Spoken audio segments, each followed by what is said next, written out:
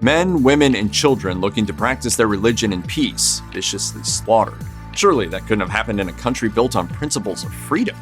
Many historians consider one horrific incident in 1857 to be one of the worst events not only in the history of the Latter-day Saints, but also a pretty big stain on U.S. history too. Men, women, and children were left defenseless and caught off guard during a violent attack in Utah, leaving only the dead. What really triggered the Meadows Massacre and what actually happened that day?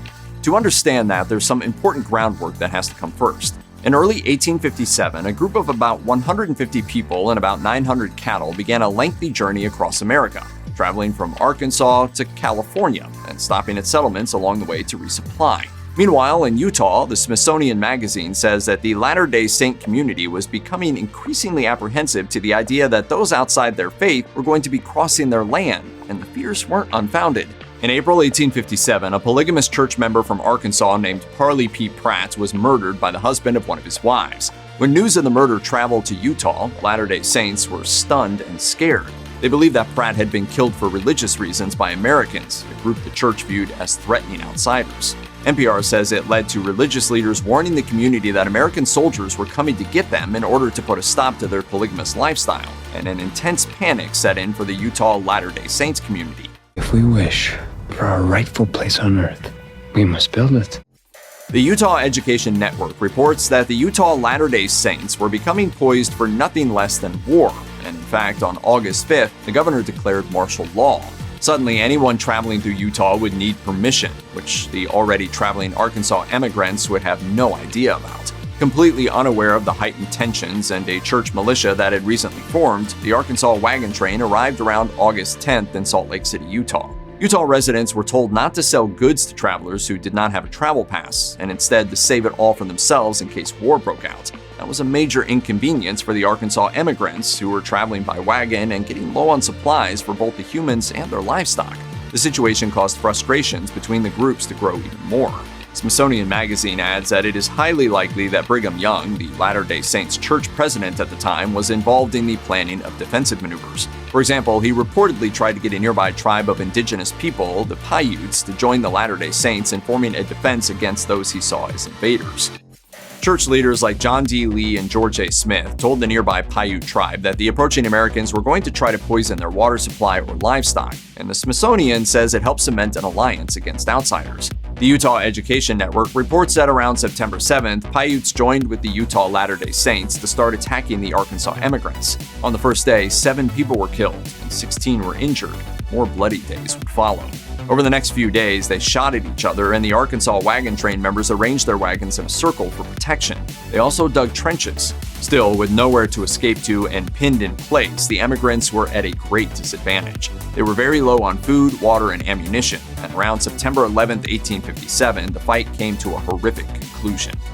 The Smithsonian says that William H. Dame, a Utah leader, instructed the militia group to kill everyone, even children, and only leave behind those children who were so young that they wouldn't understand what had happened.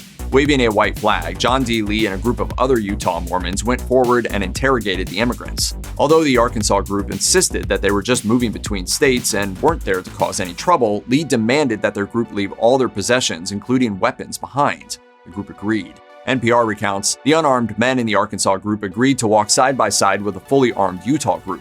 One of the Utah leaders suddenly shouted for his men to stop, and the Utah men immediately turned and shot every single man from the wagon train, killing them instantly. The group then targeted the women and children, who were killed with brutal obedience. Reportedly, the travelers begged the Utah group to spare them, but according to the Los Angeles Star, at least 25 families were killed.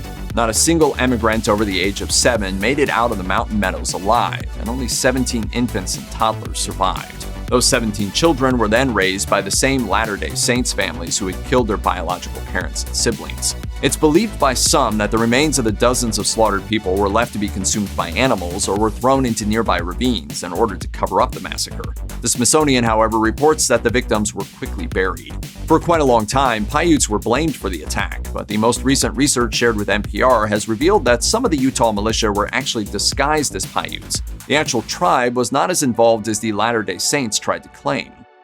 In a tragic twist, the Utah Education Network reports that 2 days after the massacre, the Utah Latter-day Saints received a hastily written message from their leader, Brigham Young. In the letter, he had urged the group not to attack the Arkansas wagon train. but it was 2 days too late to stop the carnage at Mountain Meadows. NPR reports that the Mountain Meadows Massacre was so bloody that Latter-day Saints leaders tried to destroy all the evidence, blame the Arkansas group, and scapegoat the Paiutes. It wasn't until 2008 that church historians were able to reveal the whole story. However, Chandi Lee was punished for his role in the mass murder in 1877 when he was executed near a monument dedicated to the Arkansas Wagon Train Group. Reportedly, just before he died, Lee claimed that he was being sacrificed by Latter-day Saints leaders who had turned their backs on him.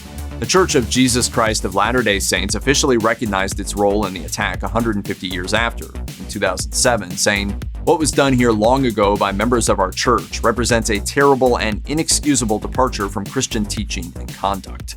If there is no God, isn't this just all the more miraculous?